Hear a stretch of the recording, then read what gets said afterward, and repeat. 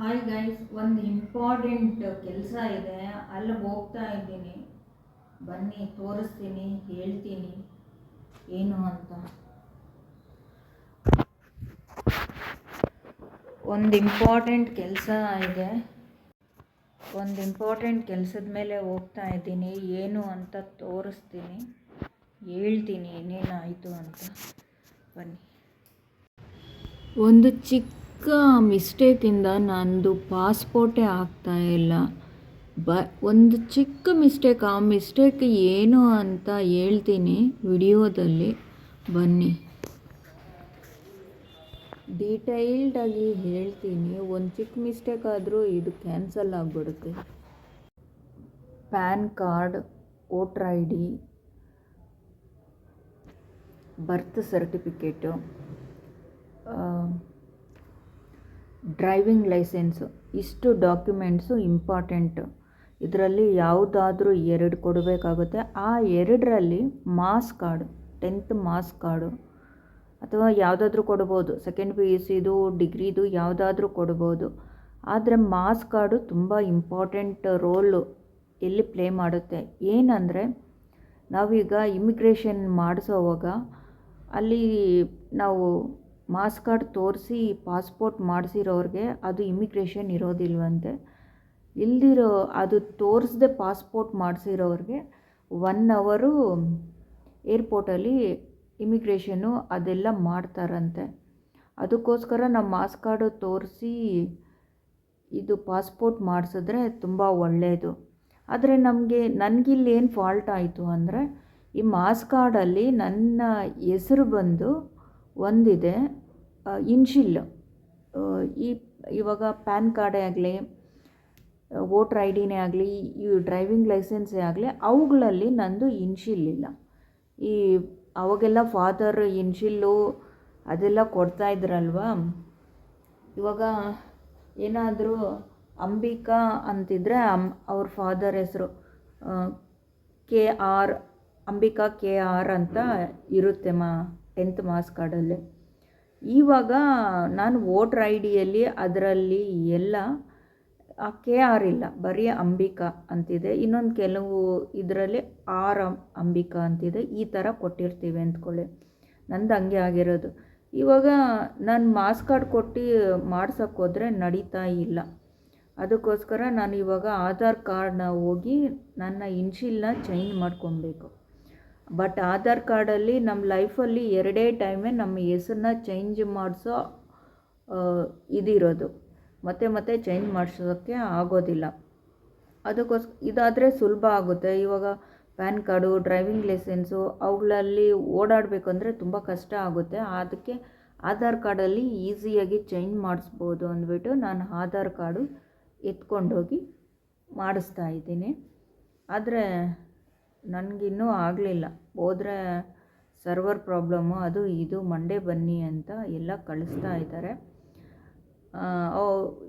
Passport ಎಲ್ಲದಕ್ಕಿಂತ ತುಂಬ ಒಳ್ಳೆಯ ರೋಲು ಮಾಡುತ್ತೆ ಡಾಕ್ಯುಮೆಂಟ್ಗಳಲ್ಲಿ.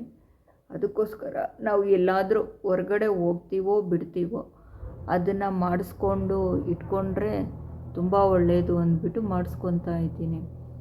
ನಮ್ಮ ಮನೆ ಹತ್ರ ಇರೋರು ಅವರೆಲ್ಲ ಯಾವಾಗಲೋ ಮಾಡಿಸ್ಕೊಂಡಿದ್ದಾರಂತೆ. ಅದಕ್ಕೆ ಅವರು ಮಾಡಿಸ್ಕೊಳ್ಳಿ, ನಿಮ್ಮ ಹತ್ರ ಇಲ್ವಾ ಪಾಸ್ಪೋರ್ಟು, ನಿಮ್ಮ ಹತ್ರನೇ ಇಲ್ವಾ ಅಂದ್ಬಿಟ್ಟು ಅಂತ ಇದ್ರು. ಸರಿ, ಅವರೆಲ್ಲ ಮಾಡಿಸ್ಕೊಂಡಿದ್ರು. ನಮ್ಮ ಮನೆಯಲ್ಲೇ ಮಾಡ್ಕೊಬೋದು. ಅದಕ್ಕೆ ನಾವು ಮನೆಯಲ್ಲೇ ಮಾಡ್ಕೊತಾ ಇದ್ವಿ.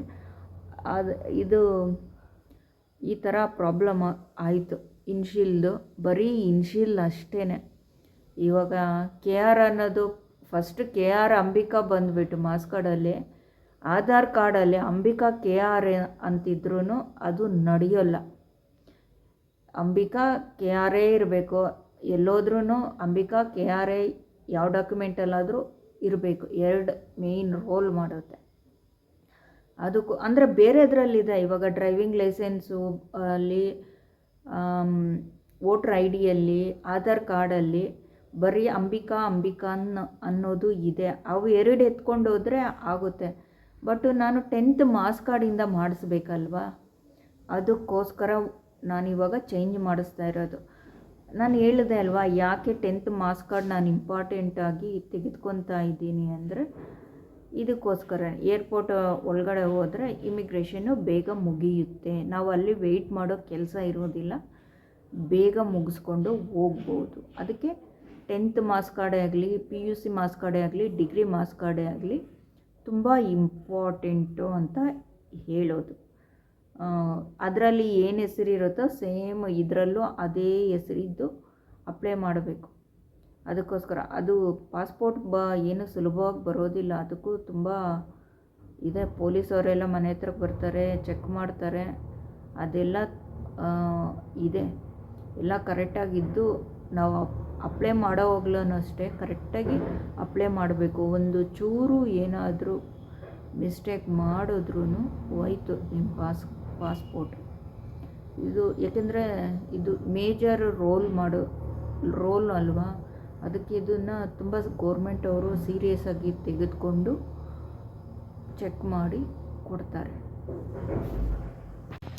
ನಾವು ಯಾವತ್ತೇ ಆಗಲಿ ಏರ್ಪೋರ್ಟ್ಗೆ ಹೋದರೆ ಯಾವಾಗಲೂ ಆಗಲಿ ಮಾರ್ಕ್ಸ್ ಕಾರ್ಡಿಂದ ಕೊಟ್ಟು ಮಾಡಿಸಿರೋ ಪಾಸ್ಪೋರ್ಟಿಂದ ಇಮಿಗ್ರೇಷನ್ನು ಇರೋದಿಲ್ವಂತೆ, ಹಂಗೆ ಡೈರೆಕ್ಟ್ ಎಂಟ್ರಿ ಕೊಡ್ತಾರಂತೆ.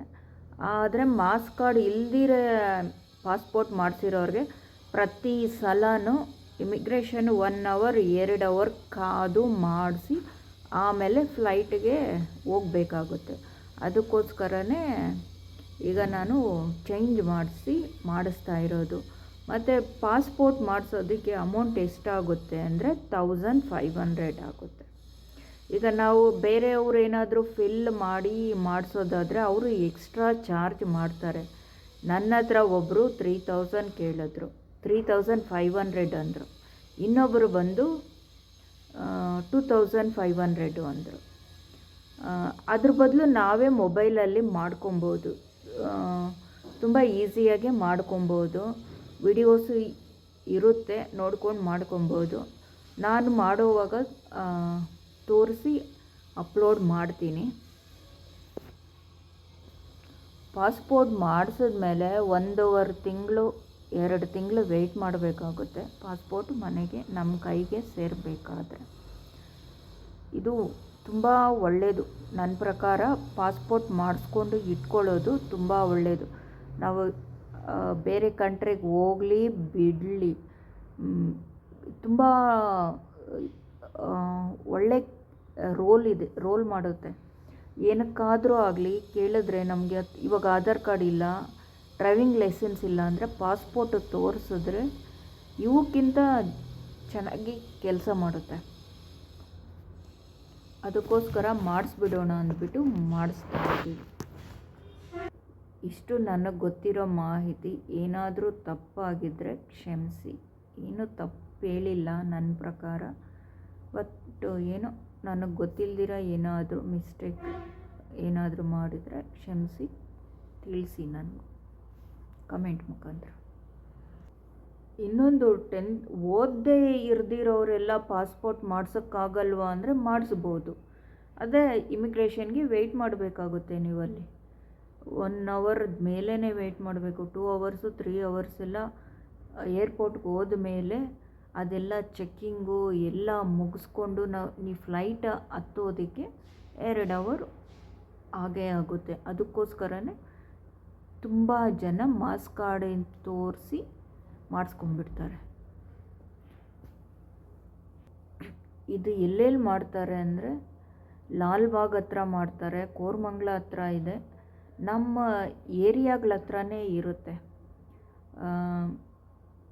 ಬೇಜಾನಿರುತ್ತೆ. ಸೈಬರಲ್ಲೂ ನಿನ್ನೆ ಮನೆಯಲ್ಲೇ ಕೂತ್ಕೊಂಡು ಮಾಡೋರು ಇದ್ದಾರೆ. ನನಗೆ BDA ಕಾಂಪ್ಲೆಕ್ಸಲ್ಲಿ ಎಷ್ಟೋ ಆಫೀಸ್ಗಳು ನೋಡಿದೆ, ಅಲ್ಲಿ ಮಾಡಿಕೊಡ್ತಾರೆ. ಬಟ್ಟು ಹುಷಾರಾಗಿ ಫಿಲ್ ಮಾಡಬೇಕು, ಏನು ಮಿಸ್ಟೇಕ್ ಮಾಡಬಾರ್ದು. ಮಾಡಿದ್ರೆ ಹೋಯ್ತು. ಅವರೆಕಾಯಿ ಬಿಡಿಸ್ಕೊತಾ ಇದ್ದೀನಿ. ಮಾರ್ಕೆಟ್ಗೆ ಹೋಗಿದ್ದೆ, ಮಾರ್ಕೆಟಲ್ಲಿ ತಂದಿದ್ದೆ, 2 ದಿವಸ ಆಗಿಬಿಟ್ಟಿದೆ. ಅದಕ್ಕೆ ಇನ್ನು ಬಿಟ್ಟರೆ ಕೊಳ್ತೋಗುತ್ತೆ ಅಂದ್ಬಿಟ್ಟು ಬಿಡಿಸ್ಕೊತಾ ಇದ್ದೀನಿ. ನಿದ್ದೆಯಿಂದ ಎದ್ಬಿಟ್ಟು ಬಂದೆ. 11 ಇದೆ, ತಲೆ ಸರಿ ಅಂತ